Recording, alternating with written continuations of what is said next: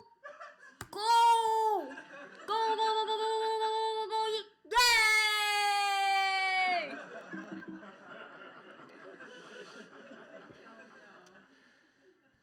I feel really bad for the students in this class. The second half of the semester was a lot of guest speakers and, designing arcades in 3D CAD that they couldn't really make.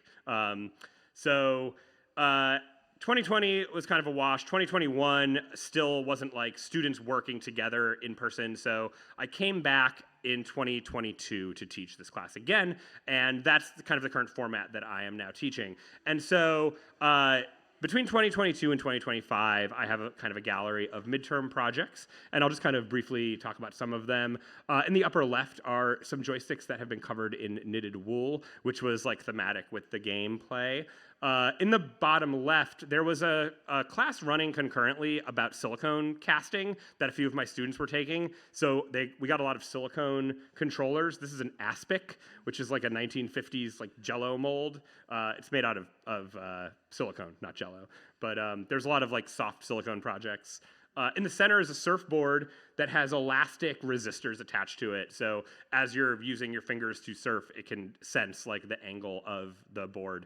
And on kind of behind me, I have two just kind of more standard controllers, but the top one was built in conjunction with a fabrication class, so it's like this beautiful wood finish. And the bottom right is a 3D printed controller that's made to look like rocks with like mushrooms growing out of it.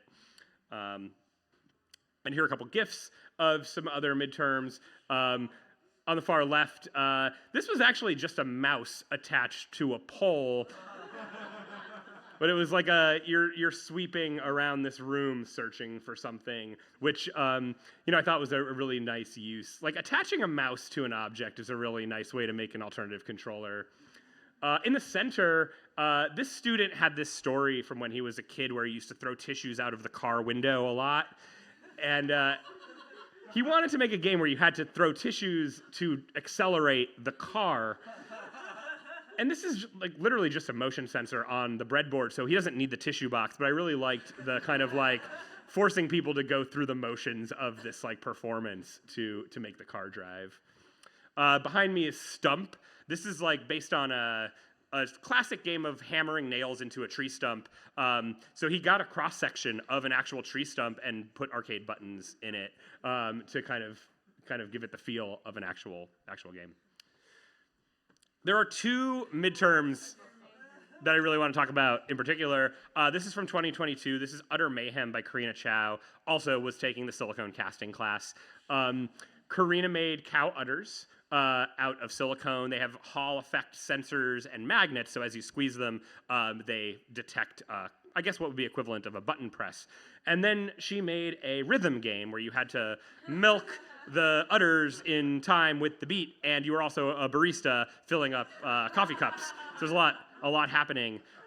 And you know, a lot of these midterm projects exist for the midterm, and then the students kind of move on to the final. But in a few cases, the students are really into their midterm project, and so Karina then created this Utter Mayhem cow. This was at the Coney Island Maker Faire, and then again in Santa Fe at another games event.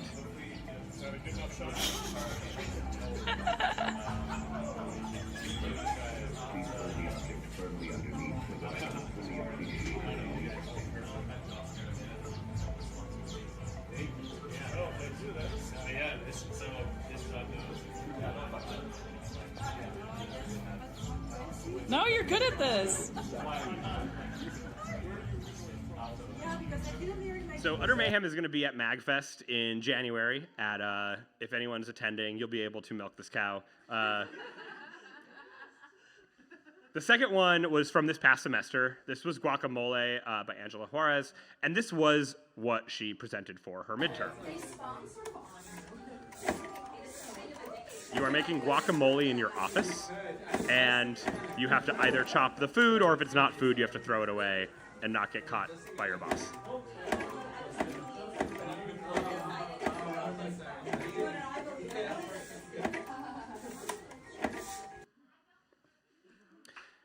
And so Wonderville hosted an alt control festival in August. We're going to do this every August, so if you make alt control games, you should consider applying.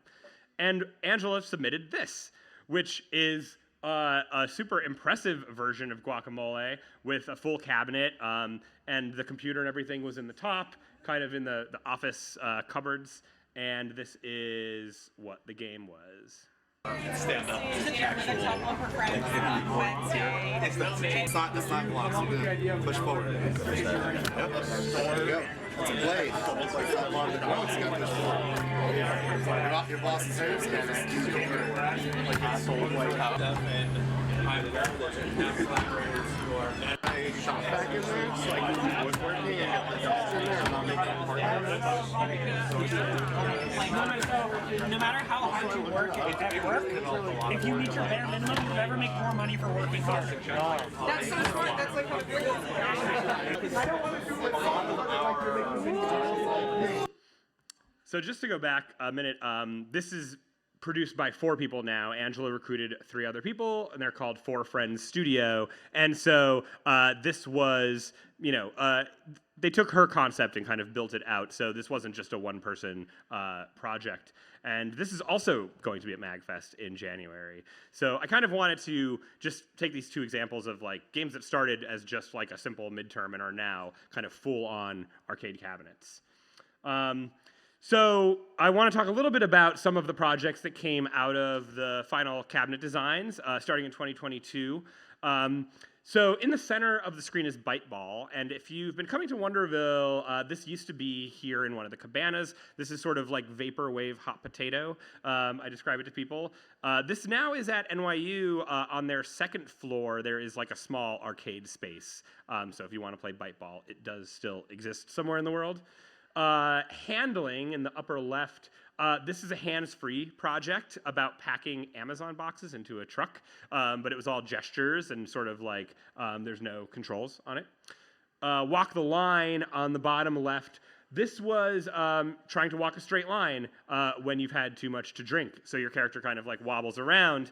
And they use 2 trackballs, which is notoriously very difficult in the arcade because a computer really wants the trackball to be a mouse, and as soon as you add a second mouse, you have to do some wizardry programming to kind of make them work together differently. Behind me, let me see if I can move this over just a little bit so you can see this. So Dumpling House. This was a top-down kind of 2-player game with standard joysticks and buttons, and Shoots and Splatters was another table game with sort of these crane-style joysticks. In 2023, the theme was tabletops. So out of the 4 games, 3 of them were tables. Space Audition on the left was a rhythm game that 2 players played on opposite sides. In the middle, Bacon vs. Broccoli was a 2D game where you were kind of shooting things as they fell from the sky. There's some really amazing artwork on this game, but I can't seem to find any photos or videos of it on the internet. Cosmic Courier, behind me, this is a pirate ship, and all of the controls were custom 3D printed. There was like a steering wheel and cannons, and this was really incredible, but this was also an example of something that made it to the finale, and then I think wasn't going to last much longer past that point. Oshigoko, in the bottom corner, is actually currently at Wonderville. This is a 2-player, 1v1 asymmetrical top-down game. One person plays as a pop star trying to get to all of their appointments, while the other player plays as their #1 fan trying to take their photo. So there's different like benchmarks for each player. In 2024, we had a lot of great games. The Omakase on the far left was like a sushi conveyor belt game where you had a color as a player and the buttons that lit up corresponded to sushi. So you had to kind of like press the buttons that corresponded to your player. Rice in the middle was played with a pair of chopsticks that you used to eat the rice and a bowl attached to a joystick that you used to either accept rice or accept food from your parents or feed it to the dog. More on rice in a minute. Haunt Hunt is, for the 2nd year in a row, an asymmetrical tabletop game. They had no awareness of Oshigoko, but it kind of ended up being developed in kind of the same way. One player is a ghost, the other player is a ghost hunter, and each player has different abilities and power-ups, and so you're on the same map trying to kind of like either hunt the ghost or avoid the ghost hunter. The 4th game from this year is called Gemsy Frenzy, and they have a really nice video, so I'm going to play that for you.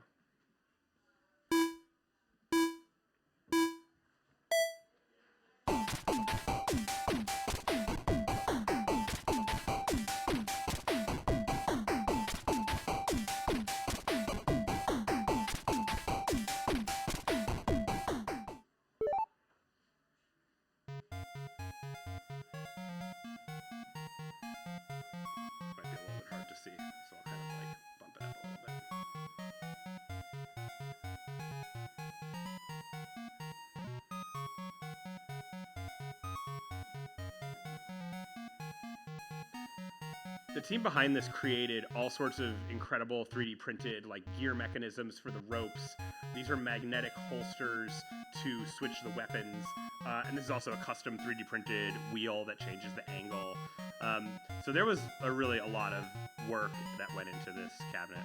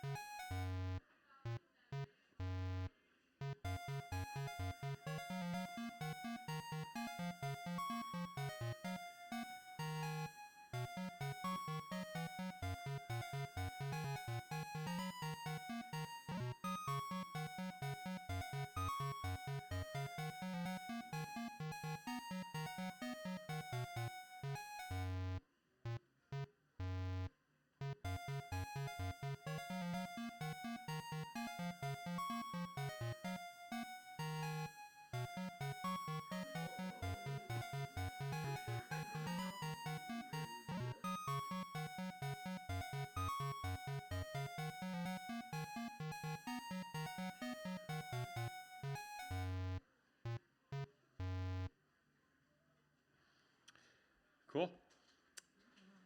So, this was a really exciting crop of projects because this class applied to several festivals, and so Rice and Gemsy Frenzy and Haunt Hunt were actually featured at MagFest last year in 2025. And both Gemsy Frenzy and Rice were accepted to Alt Control at GDC, which is incredible. I've been having my students research Alt Control for years, and they got accepted. Which meant they had to get these cabinets to San Francisco. And so I remember talking with them, and they were like, well, we're going to fly. We're not going to drive across the country. So they took the cabinets completely apart and flat packed them. And then when they got to San Francisco, they rebuilt the cabinets at GDC. And so this was actually great because Rice had a little bit of a viral moment where IGN did a little video about them. Here's an arcade game where you have to finish your dinner without pissing off your parents. It's called Rice, and you can consume your food by using the chopsticks with a special mechanism meant to mimic the act of scooping rice out of a bowl, or you can tilt your bowl forward to offload more food to your little white dog. Just don't do it when your parents are looking at you. You'll also have to accept some veggies when your parents offer them to you. Definitely give those to the dog too. Refuse too many veggies or get caught feeding the dog too many times and it's game over. This is just one of many fun projects we saw at this year's GDC, but if you want to play Rice in person, it's currently playable at Wonderville in Brooklyn. Check it out. At that time, it was not currently playable at Wonderville. We did have it for a day, but we have to work on the chopstick controller. Needs a little bit of a repair.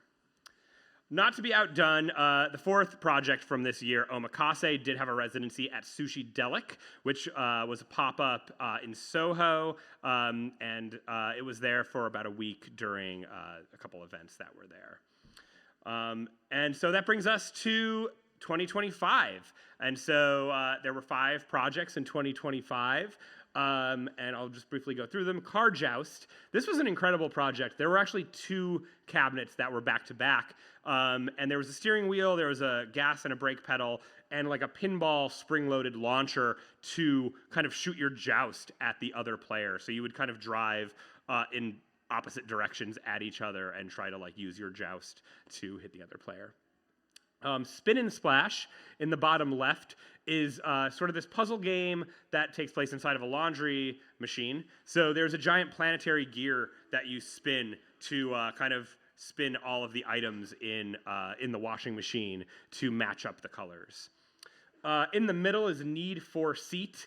And this is sort of a Bennett Foddy Quap inspired game where you control each leg of a chair and you're sort of racing toward the middle. And they're using kind of slide potentiometers to control the angle of each leg. So really hard to walk. The first person to the middle wins. And the cabinet, if you can see, is an actual upholstered armchair, which I thought was a nice nod. And then let me just move this a little bit so you can see. Sender is another driving game. This is kind of an isometric driving game inspired by Paperboy. And there's a little crank on the side to kind of aim where you're throwing the deliveries.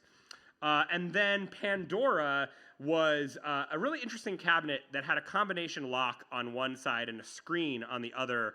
And so two people had to kind of communicate what the combination was to open the box. And if you did it under the time limit, there were like candy treats inside the box there. It like opened. So yeah, these were all really, really great projects. And so that brings us to year 10. And so I'm going to be teaching this again in the spring at ITP. I'm really looking forward to seeing, what the students are going to be making. Several of these games will be at MagFest. Maybe some of them will be at GDC as well. And we also do our end of year showcase here at Wonderville, which will happen sometime in May of 2026. So keep an eye on the Wonderville events calendar. If you want, we have several social medias. We have Instagram, Blue Sky, and there's still a Twitter account kicking around. I don't know if we're going to use it. But feel free to follow New Arcade ITP and see what kind of projects are coming out. And thanks, Todd, for having me. I love WordHack. It's an honor to be on the stage. Love to see everyone's presentations. Thank you.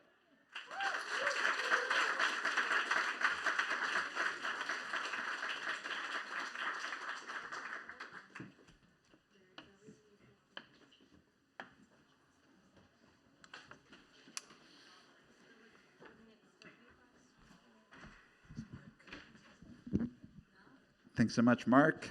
We love it here at Wonderville. Give it up for Mark and everyone at Wonderville here one more time. Alrighty, thank you, Mark. And we have arrived at our final presentation. Really excited to welcome back to WordHack Chia Amisola, now freshly in New York City. Chia is an incredibly talented and prolific creator of websites. They make more websites that do more different things than anyone I have ever seen. Really an inspiration. If you can't decide what your personal website should have on it, you could just make 11. And it's really incredible to see all the different things they do on websites, and have an incredible kind of visual and ambient music practice as well. Let's give a warm welcome to Chia Amisola.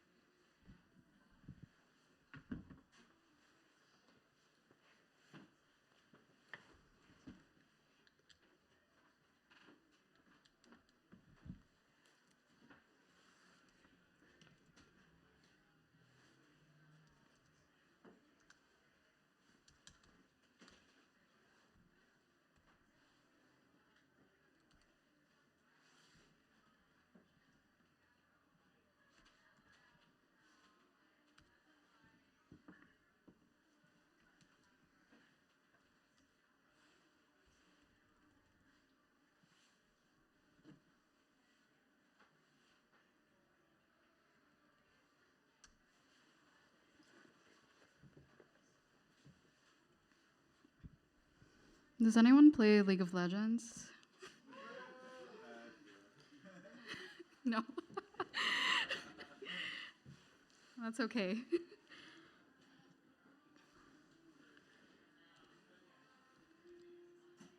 there audio coming out?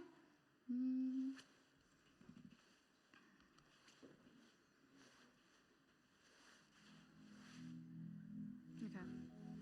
Thank you.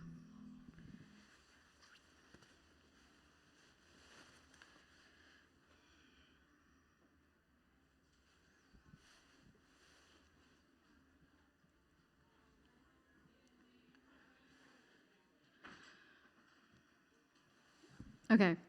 Hi, I'm Chia Amisola. I'll do a mix of an artist talk and a talk I'm testing, I guess. I'm going to speak about someone, and then I will mostly speak about myself and give kind of a preview of many different projects.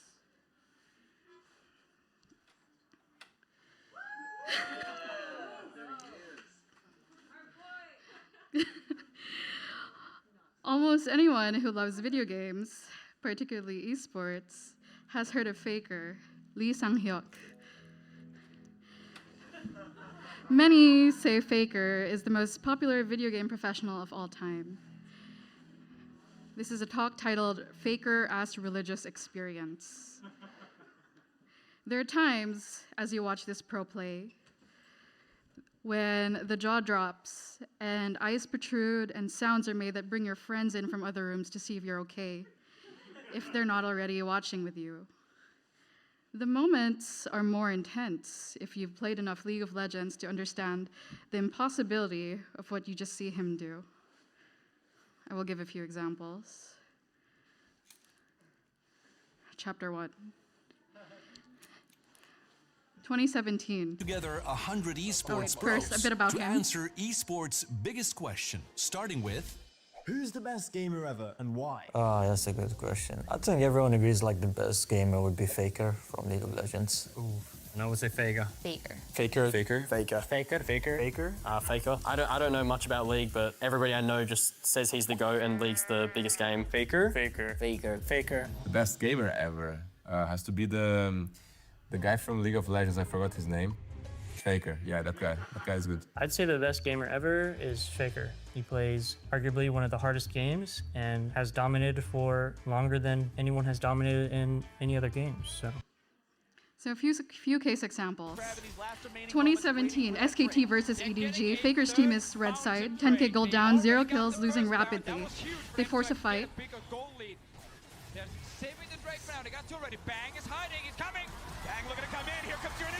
Coming in from the fog of war rapidly, Faker pulls a 4-man shockwave, turning the entire game around.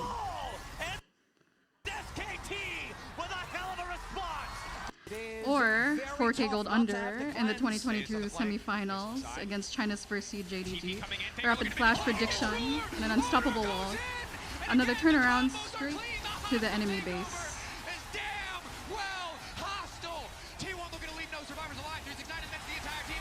It's a bit low res, but whoever is like beating up everyone's ass, that's Faker and team.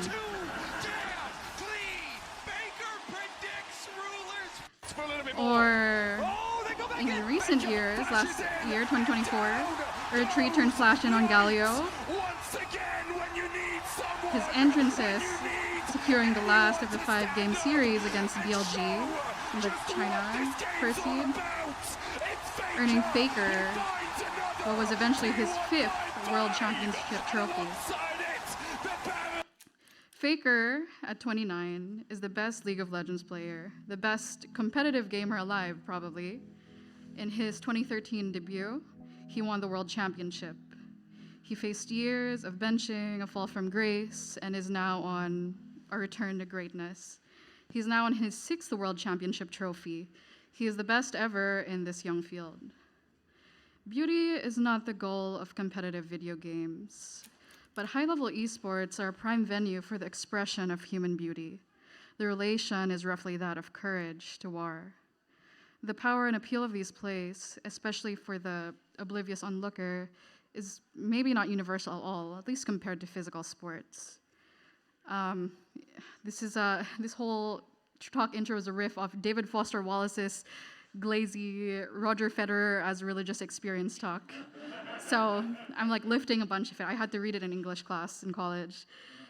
So to you all, these might just be dizzying interfaces, flashing lights, dying worlds, irrelevant to you and your practice, but trust me, with time, solemn observation, and belief, a simple truth emerges. At least for me, I see the sacred in the screen, a cult that has surrounded him, a sense of greatness.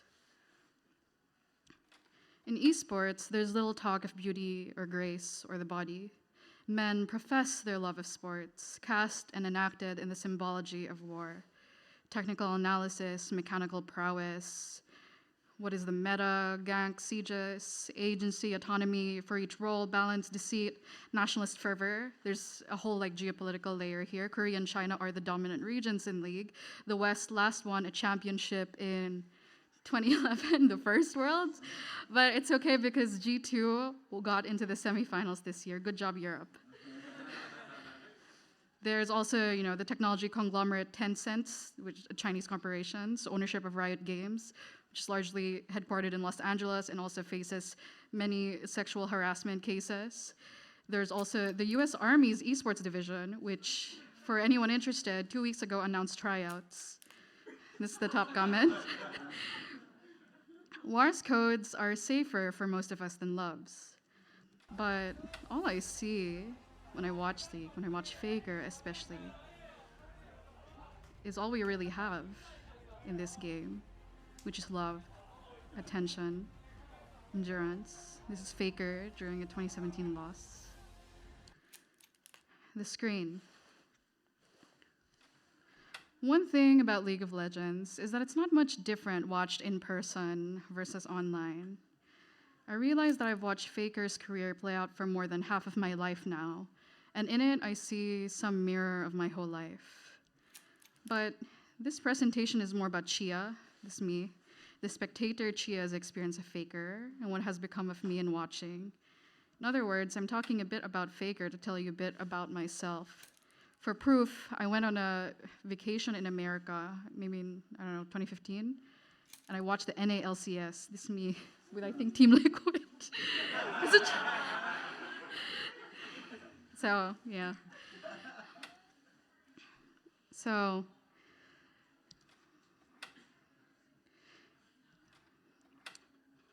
I've been playing League since I was 12 years old. I think this is like an early screenshot of one of the games I played with a friend I found on Facebook somewhere. I played it in computer cafes after school. In summers, I'd play from, like 8 a.m. to 11 p.m. at the local cafe, unmoving, surrounded by my cousins and strangers. I peaked at Platinum in my early teenage years. I'm gonna start showing some of my pieces. This is a piece I made kind of inspired by the experience of computer shops, which are dying a bit more in the Philippines. Things are largely mobile now. There's no need for physical spaces dedicated to gaming. But here, I hold a 20 peso bill, a fraction of $1. I find my way in a dusty, decrepit computer cafe. I have a timer. 3 windows pop up. This is a piece called Game Chat Shop that I made. There's the game window, an all chat, me, myself, in this cafe. Crucifix next to sexy lady poster, next to piece of print and tarpaulin printing services. Playing in this game, the last day of an MMO, as you want nothing but to cherish time, fighting ads and bloat and distractions. The worlds in each of these windows blur into each other. Here I was thinking about the different scales of time I was experiencing in a game. There's a server all chat, a mess and flood of names around you. There is the physical space with your body's needs separate from where your heart lies, but the ads from the computer blur into the space. Small narratives unfold in this all chat. And the line between the offline and the online blurs, there has really never been a difference. It was a very embodied experience, it always is, being on the computer. I admired how much of myself gets connected to the world.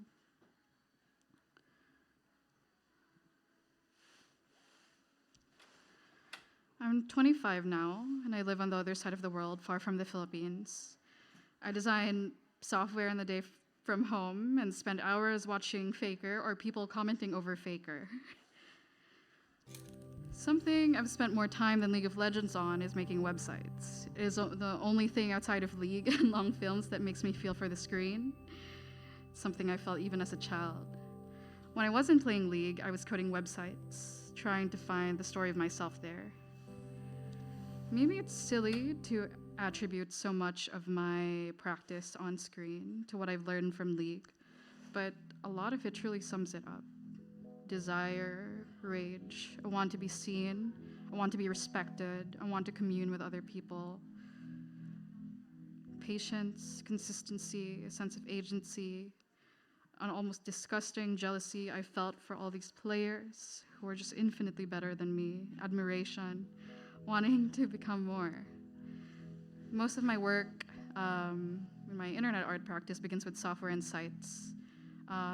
Dense and hypertextual, experience through performances, games, videos, or sites you might just spend hours and hours clicking through, and many more days returning to. When I tell people I make internet art, the initial idea is that I want to change the notion of what a website can be. Because what is a website today anyway? Is it just a thing to maintain? Is it something that feels dull? Something we've grown indifferent to in form and feel? Is it something tiring, so unlike ourselves, so distant from the person making it? The web is not as inspiring as what it was. But I'm interested in the ambiances around us and our agencies, as in our relationship to our surroundings, our capacity to act in these environments, as in our potential to shape what a website can be, to make it feel more like a canvas, to make the internet something that feels more intimate, to be selfless, to make for no other reason than to put something out into the world, for more interdependence. What if we just didn't think of a website as one thing that answers to a million people? What if instead there were a million websites, each one handmade by a single person?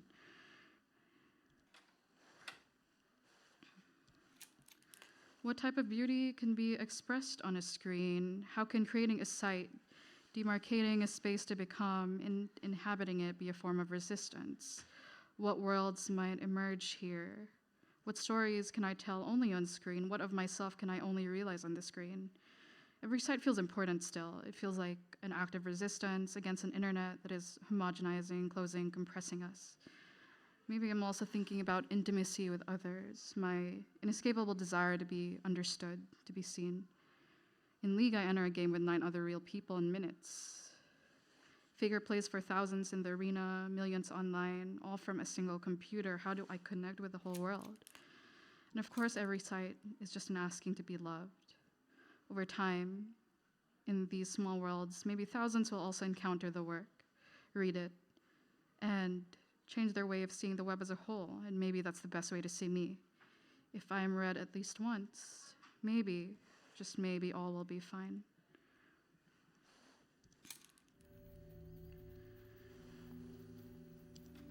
Three years ago, I lived in San Francisco, 3 minutes down the block of the Chase Center, where the 2022 League of Legends Worlds Finals were played. In this one, Faker narrowly loses to the tournament underdog DRX. They play in the finals to game 5. They go 2-3. He has gone 6 years without a title at this point. This one stings. He watches his teammate carry a cry, his whole team composed of rookies and people far younger than he is, who have not experienced what it is like to rise at all yet. Faker is far older, his role has shifted. A loss is no longer his alone. There was a moment where he was in this position back in 2017. I worked my first full-time tech job on a time limit in America. I have no idea how long I'll stay. I decide to make sites the only thing I know, something that I'm at least sure will never be taken away from me. Maybe I begin to have delusions of more, that I want to be prolific, that I want to have, in whatever you can make of this field, a career that is prolific. I begin writing these many disjointed, fragmented stories in code. I translate memories, mine or otherwise. The work I make begins taking kind of this consistent quality. Always it seeks a need to escape the tab, arrest the user's whole machine, resist an easy viewing or legibility. They tend to blur into each other, unfolding over hours, days. There's no single experience here. I want it to be as complicated as browsing.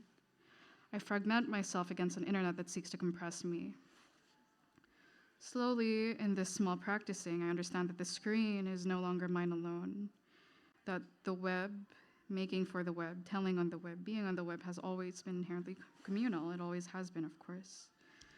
I'm showing examples of some of my work, which are all viewable online as sites or videos. Some unfold as generative systems, but mostly they always begin with linear narratives that I kind of code and write and try to poem out in the IDE.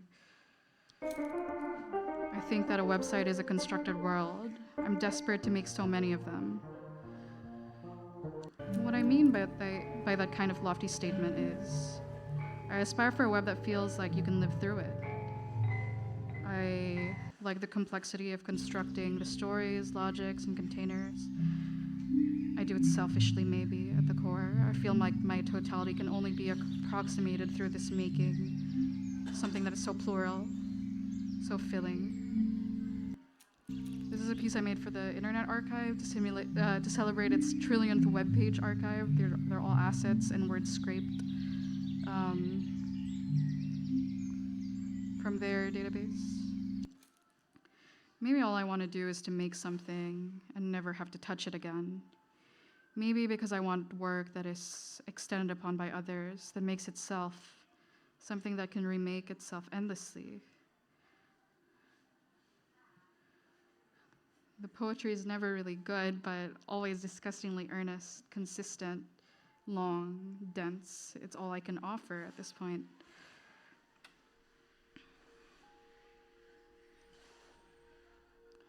I want a site that reads itself. I want to be the reader that becomes the author. Anyway, some say this. It is more likely that League of Legends will disappear as an esport before anyone gets close to anything that Faker has accomplished. People warn that League is doomed without Faker. Others say that Faker himself, due to his overwhelming dominance, is killing League of Legends, at least the esports side of it. Whenever I work on websites, I kind of have to deal with the fact that I'm working on an ephemeral medium, that no matter how I want to treat the site as a sculpture, it will always be a momentary thing. A website, a decade from now, past or future, will look very different. When I do creative work on the internet, I wonder what part I take in killing it. Playing with technologies at the edge of obsolescence, always seeking to revealing its limits, fighting with the defaults and systems entrusted to us. A lot of my work dances with a sense of friction, of ceilings, exploits, security, how manufactured they all are. How can I make the internet and show that it is a thing that can be made and unmade and made again? Perhaps anyone who loves a craft enough takes part in killing it. It's such a fragile thing to make web art. Maybe I am also going to outlast a medium. What do I take after? For the work to last, I've been playing with performance, video, sound over the past couple of years. I mix this interest in what I see of ambient or experimental music performance, of controller building, poetry, games culture, always seeking to make a show out of the work. I hope to reveal how embodied the work is in process. Make spaces that are almost holy or sacred in feel, where it might be consumed jointly in this intense, durational manner that demands our attention, our body, our time, not something easy, something that requires work, something that requires all of us. An extreme example of one of those that I did was I did this performance about October last year at Culture Hub around the East Village, where I did a 6-hour durational performance where that was basically my Rosary fanfiction hypertext, where I took the Rosary's mysteries and made these like kind of long narrative pieces where I was thinking about it instead from Mary's perspective, considering the feminine nature of machines, of Filipino Marian devotion, and all of this, and what it means to really give a body to the work when the web feels so fleeting often. Maybe I'm just interested in general in how I endure, so my work does. Maybe this is my main inquiry. Speed, precision, reflex, and technical prowess are merely the skeleton of work on screen, not its flesh. Even esports knows this. Today's advancements only exacerbate that. I find interesting what Faker demonstrates: a game knowledge, a maturity, a macro knowledge, an attention to everyone else, consistency and innovation, endurance. I admire the larger figure he has become. I find it inspiring. I want to walk towards infinity too. And a Tom Kench versus a team of Baron. You've seen this before. The charm flashed away by Yumayushi. Faker looking to get in from the back of the pit. Frozen Tomb available for him. RNG calling T1's bluff. And Faker finds them all. Yumayushi, Carrier, and Faker will not go quietly into the night. Form is temporary. Faker is forever. Oh my.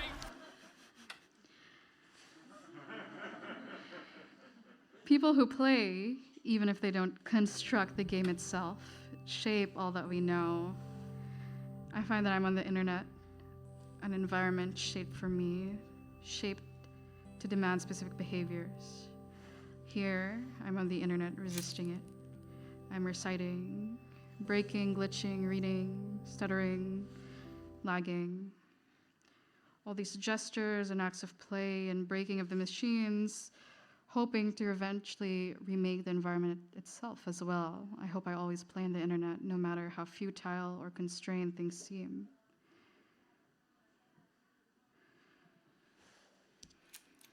My name is Lee Sang-hyuk. My American fans call me God. My Korean fans know me as the unkillable Demon King. I actually prefer God because it feels just a little bit higher. This is an article Faker wrote a few years ago. Faker is 29 years old. It is the prime age for many esports. The peak age for many esports pros is around maybe like 21 and 25. That's when your reaction time is best. Many retire by the age 26, 27. They head to mandatory military service, to coach other teams, to disappear from years and years of constant spotlight and pressure and criticism, or they go become product managers. Form is temporary, Faker is forever.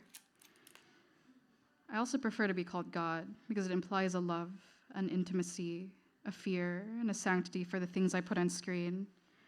I know no better place to contest what we consider as beautiful but the screen. Of course, I make websites as a way of making myself. When I make and perform these sites, I always re-encounter myself. Moving between desktops, between stories I wrote years ago that I might find something new in. I open several works at once, blurring the lines between them. I maintain the work. They live so that someone else might become a reader who becomes the author. I want to make work designed for both one individual, alone playing in the dark, or for the me who plays and performs for thousands. I make for the grandiose aspirations towards totality, one that can only be achieved with others, of me being understood, loved. The screen is my most intimate medium. I learned this from playing, from watching, to which I understand pain, duration, hardship. The screen is the subject entangled and intertwined out of everything else I love. The screen is where I am most connected to my body, not disconnected from it. I always wonder, what stories will we tell about ourselves on the internet in this endless play? What narratives can become of us on screen? I want to see if I'll still be in my 30s, hoping to climb the Grandmaster, carrying something decades on. What I want to do with my whole life is believe in this essence of play, of endurance, to take the silly things so seriously, to build and read another internet hiding behind this one, to maybe take part in killing it, to make an unpredictable future. Like many of us have accepted the ubiquity of the screen, of network life, but not many of us have allowed ourselves yet to be vulnerable to intimacy, to beauty, to grit, to the sacred here, to the many lives and careers and industries already devoted to the screen's play, not in a negative manner, not in technological destruction of it, but in working within these boundaries and these confines to make something beautiful, to inspire thousands, millions, to the making of gods here. Even if the medium I play on will eventually die out, maybe there's something here.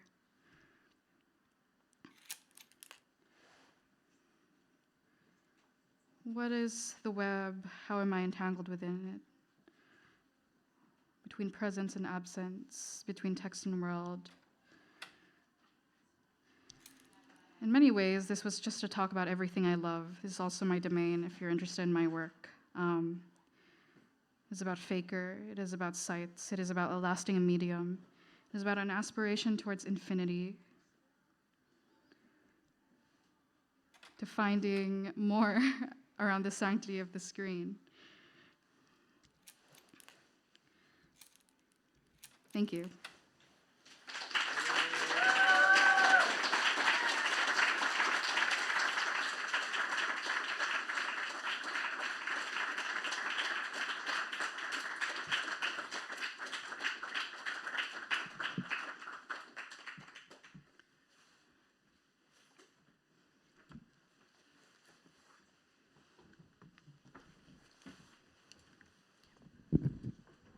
give it up one more time for Chia Amisola.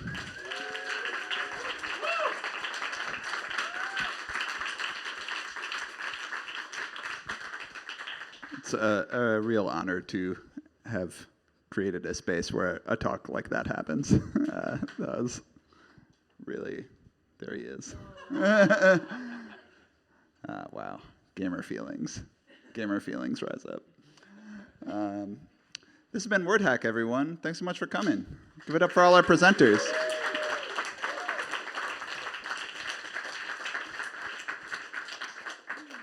We're here the third Thursday of every month. Next one will be January 15th. We have a newsletter where I send out one newsletter a month that kind of tells you when the next one is, what the lineup's going to be, and gives you a recording of the last one. So if you want to get on that, it's on the event page. Hope we'll see you again. And if you think you might have something you could show on the open projector in the future, maybe think about that for next time or the time after. Thanks again to Wonderville and to all our presenters. And that's all I have for you. Good evening.